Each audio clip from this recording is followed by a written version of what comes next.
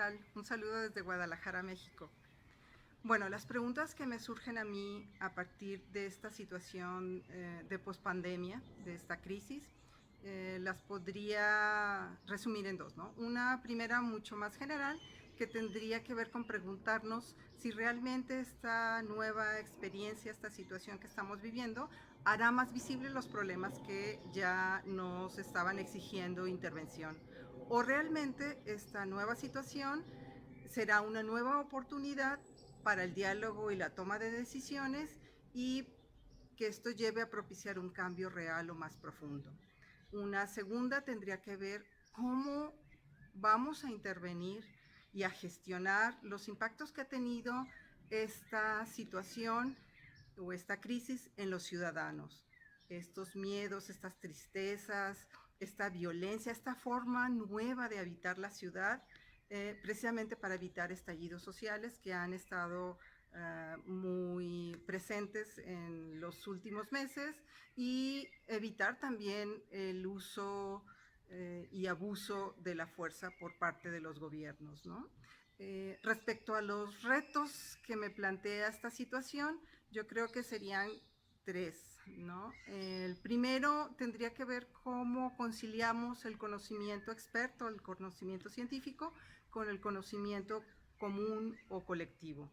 Creo que este último ha demostrado mayor eficacia en muchos de los aspectos que se han llevado a cabo en estas pequeñas intervenciones, ¿no? Por lo menos aquí en México.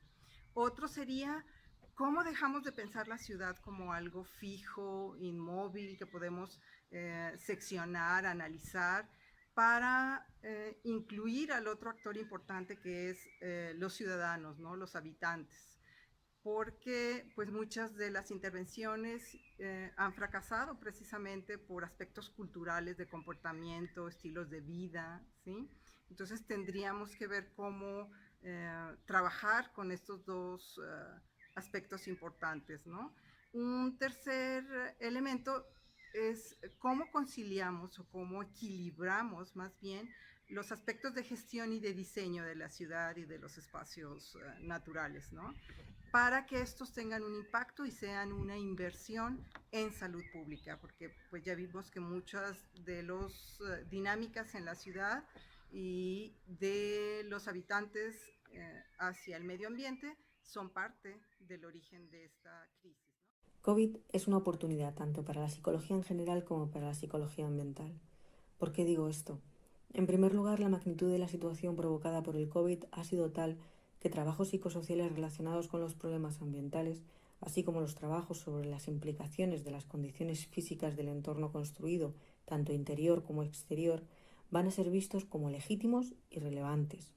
En el caso de la problemática ambiental, una atención especial merece el área de estudios de las relaciones humano-animales.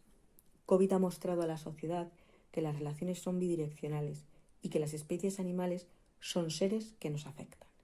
En el caso del entorno construido, COVID ha puesto el foco en su incidencia en las personas y, en el caso del espacio público, ha mostrado que otro espacio es posible, que el espacio no es dado. En segundo lugar, COVID debería promocionar la psicología en general. Hemos escuchado a científicos y profesionales de centros de investigación nacional, de unidades de investigación, de institutos, a epidemiólogos, microbiólogos, doctores, médicos, personal sanitario. Ninguno de ellos era un centro de referencia en investigación psicológica. La psicología está en las universidades y en clínicas, empresas privadas y fundaciones. Es el momento de un CSIC en psicología. Bueno, por lo que concierne el tema de la pandemia y de la post-pandemia, primero lo que tendríamos que hacer es ser optimistas. Y segundo, lo que tenemos que reflexionar es sobre las medidas de higiene. Higiene claramente tanto personal como higiene ambiental y social. Tercero, que es tercero y más importante, sería sobre la producción. Hoy mismo, en el día de hoy y desde hace 3 siglos, estamos gastando mucho más del beneficio que obtenemos en el momento de producir algo. O sea, nosotros para cualquier cosa gastamos 10 para obtener un beneficio de uno. Eso no puede ser, no puede seguir adelante. Y creo que esto que ha pasado, esto de la cuarentena, y que ha inmovilizado muchos países durante un par de meses, eso nos hizo, o por lo menos nos debería hacer reflexionar sobre ese tema que creo es muy importante. Gracias. Teníamos que preguntarnos en el marco de esta pandemia si tiene sentido seguir definiendo el concepto tan manido de sustentabilidad en su sentido blando. Y tendríamos que responder que solamente lo podemos hacer de aquí en adelante en el sentido fuerte. Es decir, no podemos seguir viviendo, conviviendo y produciendo tal como lo hemos venido haciendo hasta ahora. La pandemia ha sido en realidad un aviso suave, pero con el encierro nos ha permitido reflexionarlo, discutirlo y escribirlo por parte de los que tienen la posibilidad manteniendo sueldo y empleo. La psicología tendría que reconsiderar, al igual que todas las ciencias sociales, el concepto de normalidad y el impacto que debería tener a la salida todo lo que comencemos a hacer. Tendría que ser en el sentido de otras formas posibles de organizar el tiempo para ordenar el espacio, para vivir, convivir y producir, de paso combatir el cambio climático, la destrucción criminal de la naturaleza que tiene relación directa con la pandemia, la agricultura y la minería intensivas por parte de las multinacionales que asesinan diariamente a todos los líderes sociales y ambientales que luchan justamente contra ello y proponiendo que tenemos que cambiar la forma en que hiperurbanizamos, consumimos y comemos. Por otro lado, hay que salir a buscar el virus y combatirlo de manera efectiva. Respecto a la pandemia que estamos sufriendo, que no cabe duda que es un fenómeno que está produciendo impactos a muchos niveles, social, político, cultural, y está suponiendo al mismo tiempo un cambio de paradigma en lo que se refiere a la visión de la ciencia, las metodologías que utilizamos e incluso los marcos teóricos. Los científicos siempre deseamos que llegue un tipping point que permita dar ese giro que corrija todas las tendencias en acción política y las tendencias humanas que deterioran el planeta. Bueno, pues ya tenemos el tipping point frente de nosotros, se llama COVID-19. Y ese COVID-19 pues es ese punto de inflexión que nos tiene que hacer reflexionar en dos direcciones. Una, en el plano de lo que es la gestión ambiental, la administración del territorio, la redefinición de lo que es sostenibilidad y las políticas que se derivan de la acción sostenible. Y por otro lado, me gustaría resaltar también el otro aspecto no menos importante, que es el cambio en las condiciones de trabajo. Somos científicos y trabajamos con colegas de otros continentes. Eso quiere decir que nos reunimos con ellos. Si tenemos que hacerlo virtualmente, eso significa que si estamos trabajando con japoneses, nos reuniremos a las 12 de la noche, a la 1 de la madrugada, y si trabajamos con gente del continente americano, pues estaremos trabajando muy temprano, a horas que en cualquier caso van a afectar también a nuestros ritmos biológicos, a nuestras condiciones de trabajo, y eso requiere cambios en la regulación laboral, en la regulación ambiental, en la regulación territorial. Por tanto, tenemos grandes desafíos abiertos en varias direcciones y grandes líneas de investigación que ya se están empezando a abrir. En cuanto a los retos y a los desafíos que plantea la situación post-pandemia, bueno, primero decir que la situación post-pandemia, en todo caso, la estamos viviendo, por supuesto, en China y en Europa, pero que hay países que están todavía gestionando la crisis en sus fases más severas o empezando a gestionar la crisis de la COVID, con lo cual aquí lo que tenemos es la gestión en paralelo de dos crisis, una crisis de salud y la crisis económica y social que viene como consecuencia de haber intentado paliar y solucionar la crisis de salud.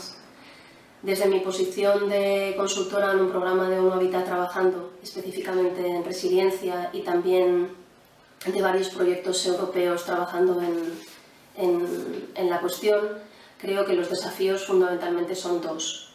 El primero, demostrar ahora más que nunca la importancia de nuestro trabajo y de la lógica de lo que hacemos y cómo es totalmente necesario tener una posición proactiva que nos permita poder reaccionar cuando llegue una crisis y que eso es algo que ahora todo el mundo puede llegar a entender porque lo hemos vivido en nuestra propia piel.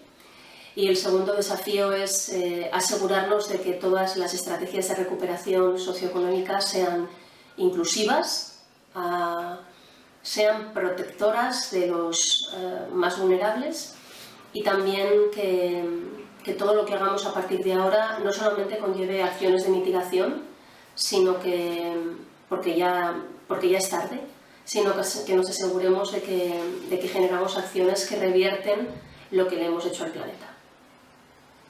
La situación de post-pandemia creo que introducirá cambios importantes en la relación de la ciudadanía con sus entornos.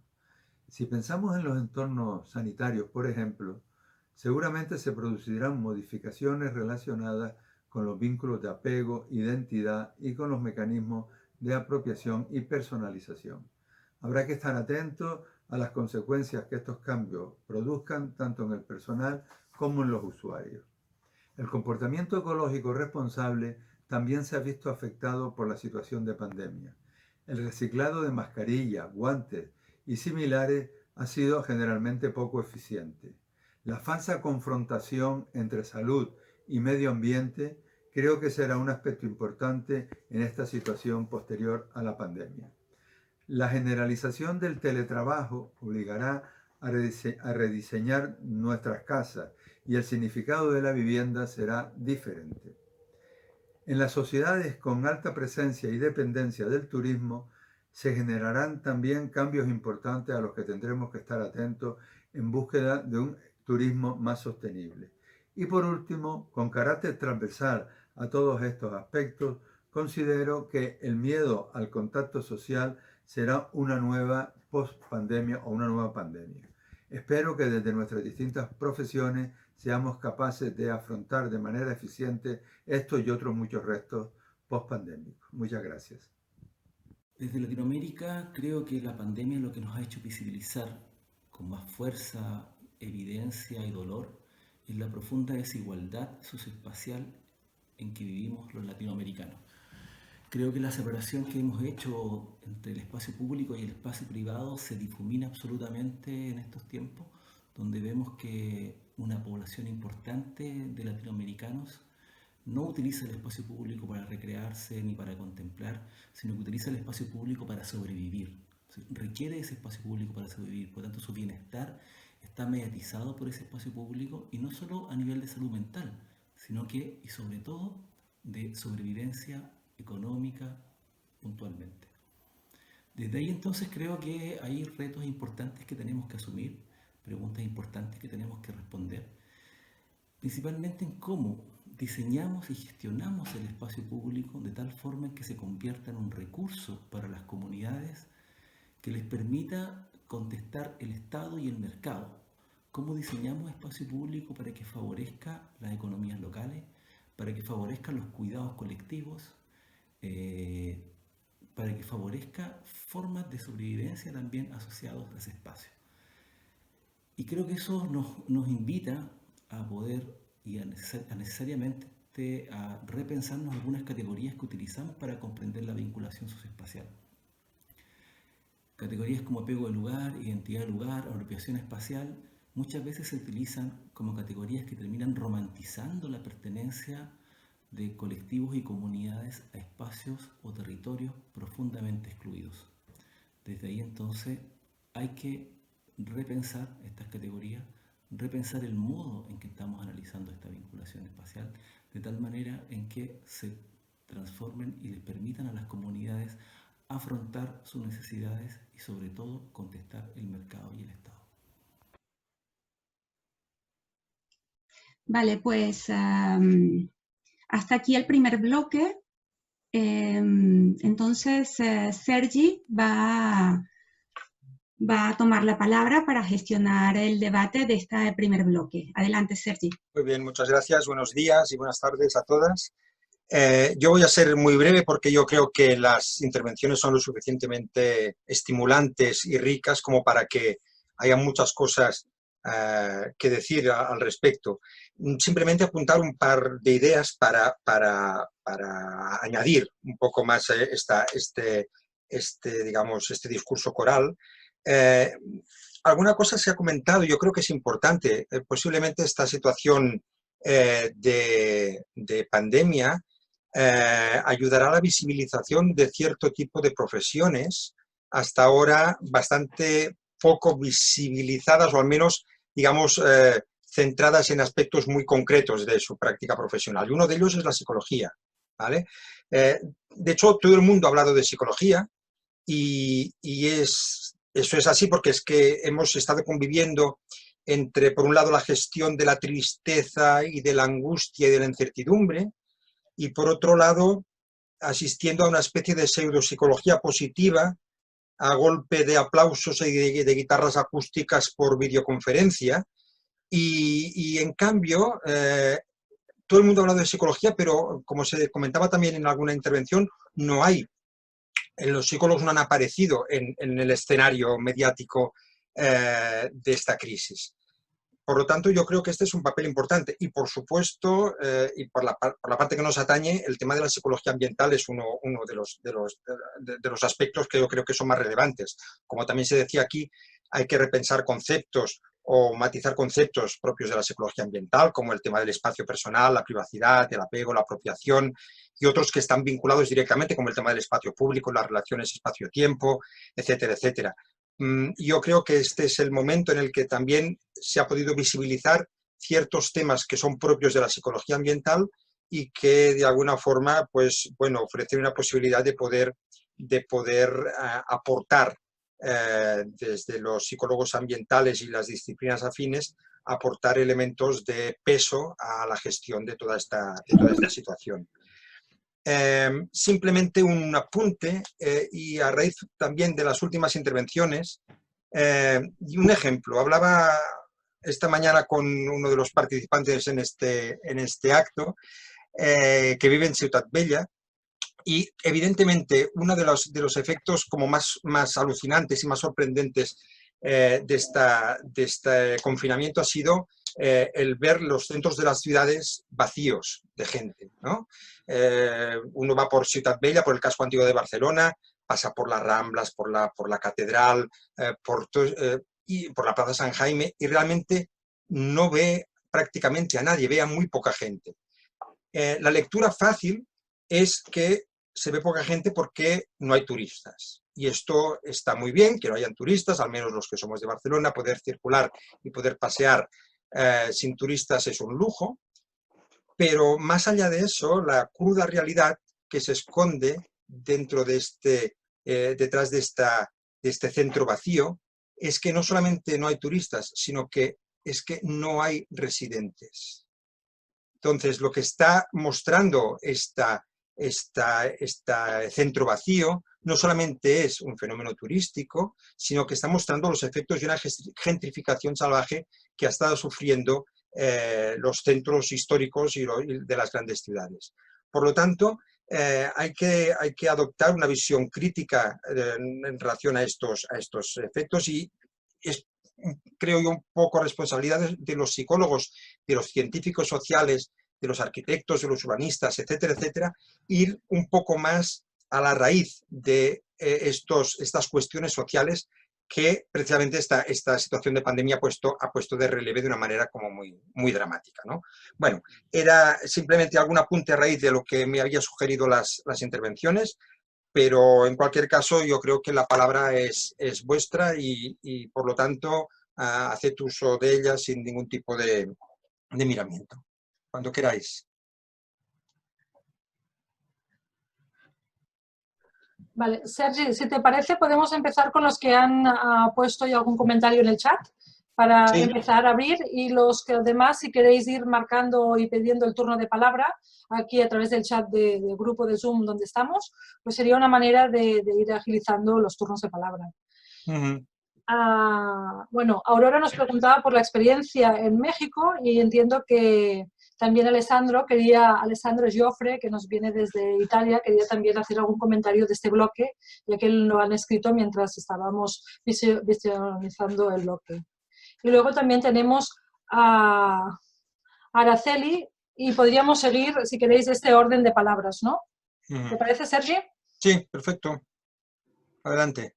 Aurora, ¿quieres comentar algo? Bueno, claro que sí. En realidad, para mí, lo más interesante es que aun cuando en la pandemia, en términos generales, de parte del virus es igual, es totalmente diferente de parte de los habitantes. Tenemos también que tomar en cuenta lo siguiente: la cultura, el conocimiento es diferente totalmente dependiendo de la ciudad, del contexto de la ciudad de manera muy particular. Hay ciudades con 500 habitantes, hay ciudades con 20 millones de habitantes, y de verdad que es impresionante cómo se comportan. Yo tengo la fortuna de vivir en una ciudad llamada Naucalpan, que está a 10 kilómetros del centro de la Ciudad de México. Y en mi espacio somos 800,000 habitantes. De estos 800,000 habitantes, puedo mencionar que aproximadamente el 50% corresponde a una clase media que tiene cierta forma de ser, de expresarse, de comunicarse, mientras que otro 50% definitivamente no tiene ese conocimiento previo para poder valorar los efectos nocivos de lo que estamos viviendo. Para concluir, también mencionaría que tenemos otras ciudades relativamente cerca de lo que es la Ciudad de México, y que, por ejemplo, es un municipio conocido con el nombre de Ecatepec, en donde hay aproximadamente unos 1.600.000 de habitantes, de los cuales más de 600,000 viven en zonas totalmente de asentamientos irregulares.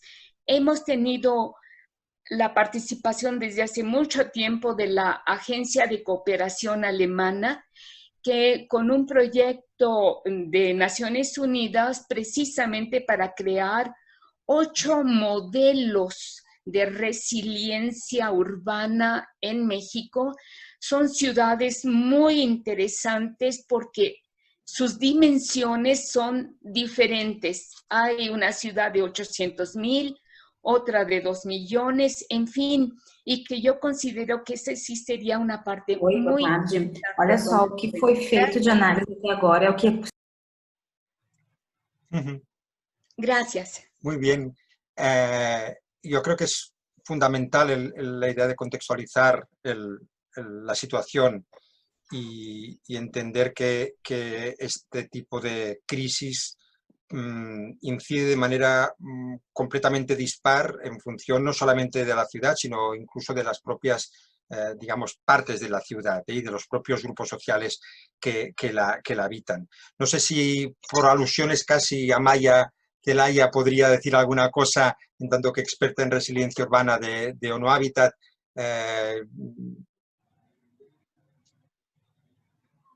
Sí, bueno, yo seguía las palabras de Araceli con mucha atención, y precisamente porque, bueno, no sé si sabéis que creo que hace un mes aproximadamente ha salido el marco de trabajo para la recuperación socioeconómica por parte de Naciones Unidas. y una de las cuestiones fundamentales es la cohesión social y la resiliencia de las comunidades, ¿no?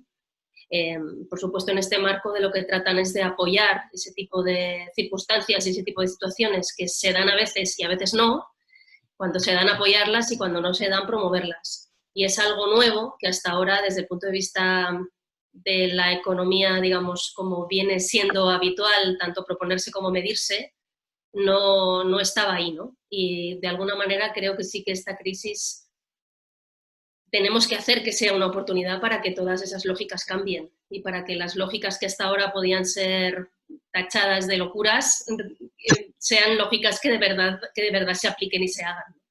Y de hecho, bueno, ahí está ese documento. También os lo puedo compartir si os interesa. Muchísimas gracias, Amaya. Lupi, ¿quería comentar alguna cosa? Adelante, Lupi. Sí, al hilo de tu primer comentario y también de las intervenciones posteriores, pienso que la situación actual en relación a lo que nos compete aquí se puede definir como la de la total ausencia y desprecio de la aportación de las ciencias sociales, tanto a la gestión de la crisis como a la gestión de la poscrisis. Por ejemplo, en nuestro país ha sido notorio que entre la comisión de expertos que han asesorado al gobierno no ha habido ni un solo científico o científica social. Sin embargo, la realidad apunta a que la toma en consideración de la población y, consiguientemente, de las personas que tenemos alguna cosa que decir al respecto, es un gran capital que, al ignorarlo, nos comporta consecuencias muy negativas. Pienso que una de las características que ha tenido la gestión en España, y creo que en otros países, es la absoluta falta de confianza en la población, o sea, tomando medidas de tipo sancionador y de tipo persuasivo, cuando no coercitivo, más que participativo, chocan con los datos que estamos empezando a ver, sobre todo en las situaciones más extremas. Yo no comparto mucho el punto de vista de Araceli y pienso que cuanto más penosa es la situación y aparentemente menos conocimiento tienes, más fortaleza existe en el afrontamiento de esta situación. Y pondré como ejemplo el caso de Sao Paulo, donde la favela de Parisópolis está mostrando ser infinitamente más eficiente en el control de la pandemia, tanto en sus aspectos médicos, epidemiológicos como sociales, que cualquier otro o otra instancia de la organización pública institucional, ya sea el gobierno de Bolsonaro, que como sabéis no está haciendo nada, el gobierno estadual o el gobierno municipal. Entonces creo que es un momento para que reivindiquemos de una manera muy potente que somos unos interlocutores, el conjunto de las ciencias sociales, también la psicología ambiental, más que nada ineludibles en esta situación. Muchas gracias. Yo un poco a raíz también de todo esto, yo creo que una de las palabras clave que también aparecerá en otras aportaciones, que serán clave en este futuro inmediato, es el tema del control. Estamos ante una situación de hipercontrol, tanto desde el punto de vista médico, como desde el punto de vista policial, como desde el punto de vista informativo, e incluso desde el punto de vista del control social. Entonces, yo creo que ahí hay un campo de análisis para las científicas sociales enorme para procurar que ese control supuestamente necesario para atajar ciertos aspectos negativos derivados de la pandemia no se acabe convirtiendo en un elemento más de control social por parte de las clases dirigentes. Entonces, se comentaba, Rossi creo que era al principio, de que evidentemente con la pandemia se han acabado las protestas sociales, se ha acabado salir la gente a la calle, es decir, realmente nos han conseguido, digamos, anular por cuestiones pues, obvias, médicas, una serie de procesos y una serie de fenómenos que veremos cómo vuelven, en qué condiciones. Bueno, de hecho ya lo estamos viendo, ¿no? Manifestaciones con gente a 2 metros de distancia, sentadas en una silla, etcétera, etcétera, ¿no?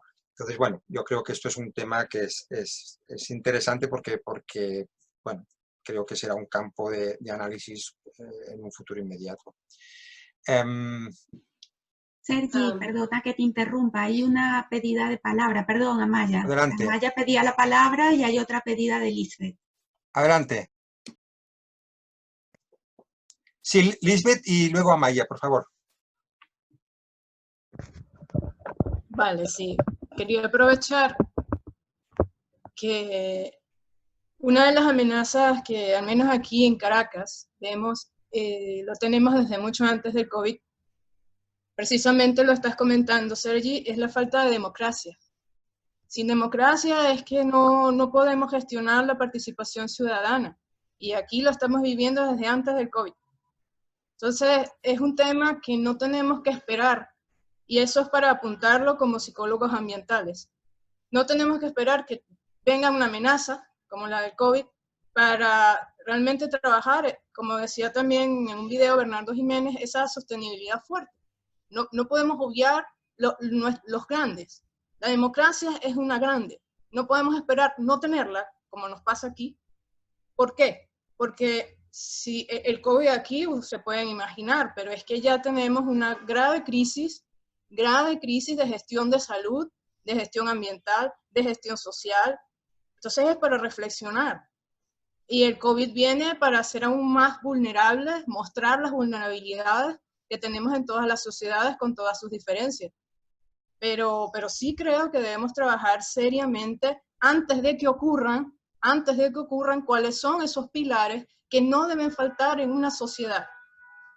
Entonces es un poco para dejarlo ahí a la reflexión, porque ahora es que muchos países se están dando cuenta que están perdiendo control, que están perdiendo participación. Pero ¿y qué pasa con las sociedades que la han perdido por cualquier... eso no lo vamos a discutir ahora mismo, pero no hay democracia, en sociedades donde no hay democracia. Entonces, no esperar, realmente aquí viene el dicho de que si ves la barba de tu vecino arder, pon las tuyas en remojo, pues hay que hacerlo, y hay que hacerlo de manera solidaria, de verdad.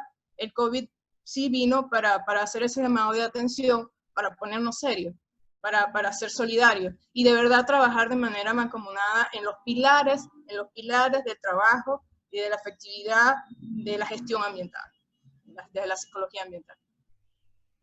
Quería comentar eso porque sin democracia, miren, COVID, no COVID, esto no funciona. Muchas gracias. Sí, de hecho Aurora y Natalia también hablan del impacto de las grandes empresas y del problema de los fallos digamos, en la estructura del sistema, ¿no? Y cómo esto se ha puesto en evidencia. Amaya. Sí, yo por alusiones al discurso de Lupicino y previamente también de Araceli, que bueno, esto al final en el trabajo, cuando se trabaja en gestión de crisis, al final acabas dándote cuenta de que vives en medio de paradojas y de contradicciones. Es decir, como tú muy bien decías, cuando la gente pasa penurias, al final acaba siendo más resiliente y más capaz de salir adelante, y eso es una trampa, porque muchas veces eso nos puede llevar a que los que deberían ser los garantes de derechos se olviden de garantizar esos derechos porque ya la gente lo hace sola, ¿no? Entonces, cuando yo planteaba ese apoyo o esa promoción de la resiliencia en comunidades, no lo planteaba desde un punto de vista paternalista o desde un punto de vista del olvido por parte de los garantes de los derechos, ¿no? Aquí hay dos tipos de figuras, los garantes de los derechos y los que detentan sus derechos, y entre las dos piezas tenemos que empezar a jugar sin olvidarnos de las obligaciones de unos y de los derechos de otros. Eso es importante para mí, porque creo que no es divergente, o no debería serlo, ¿no? Siempre que trabajemos con responsabilidad. Y luego también a lo que decía Lisbeth, cuando nosotros trabajamos el tema de la resiliencia, y en los 2 minutos que yo tenía para explicarlo, he intentado exponerlo. Normalmente cuando se trabaja en gestión de crisis siempre se marca mucho más la importancia de estar preparado. Pero en mi trabajo en estos últimos años trabajando en resiliencia me he dado cuenta de que parte de estar preparado es que el desempeño de tus funciones, de tu sistema habitual, funcione bien. Eso es parte de estar preparado. Y eso quiere decir que hay que trabajar cada día para estar preparado en derechos, en políticas, en, como tú decías, procesos participativos, en democracia. Eso es parte de que el sistema esté preparado. Y tristemente, muchos de nuestros sistemas no lo están. No están preparados para ni siquiera, no están preparados ni siquiera para empezar a pensar en una crisis. Y esa es un poco la cosa. O sea, es un trabajo dual. Muy bien, muchísimas gracias. Miraremos a ver si hay alguna aportación más en este bloque. En cualquier caso, aprovecho por agradecer a todas las personas que, al menos en este primer bloque de vídeos, han participado. Y bueno, solamente a Bernardo, a Rosy, a Ricardo, a Verónica, a Maya, a Héctor, etcétera, etcétera. ¿De acuerdo? Habrá más y más oportunidades. Pero bueno, en cualquier caso, Carmele, veo que puede cerrar este primer bloque. Venga, adelante, Carmele. Bueno, cerrar no sé si voy a poder, ¿eh? Creo que eso te lo dejo a ti, Sergi. No, lo único que quería decir es que en el bloque este también se ha puesto de manifiesto, y creo que es algo que todos hemos sentido, de alguna forma, o todas, es que bueno, esta crisis del coronavirus lo que nos ha hecho es tambalear todos los cimientos que teníamos prácticamente, ¿no? Entonces, creo que es un buen momento para repensar un montón de cosas. Entonces, creo que podemos aprovechar esta posibilidad en esta situación trágica que al final es dolorosa para todos. A veces estas situaciones ayudan a replantearte cuestiones y a desechar algunas cosas y seguir con otras. Lo que pasa que también automáticamente a veces respondemos, y entonces, como por ejemplo en relación con los medios de transporte se ha visto claramente, hay como dos tendencias que son contradictorias casi, ¿no? Por una parte es el aumento del uso del transporte privado, que eso se va a mantener con el tiempo y probablemente durante tiempo que siga el COVID con nosotros. Y por otra parte también hay un aumento del uso del transporte activo, de andar y usar la bicicleta. Entonces, en esa contradicción de tendencias, pues creo que es un momento en el que todo está como temblando y podemos aprovechar para repensar y reflexionar. Solo. Muy bien, muchísimas gracias. De aquí a breves minutos habrá oportunidad de hablar un poco de esto de los modelos de ciudad, la movilidad, sobre todo en el segundo bloque hay intervenciones al respecto muy interesantes.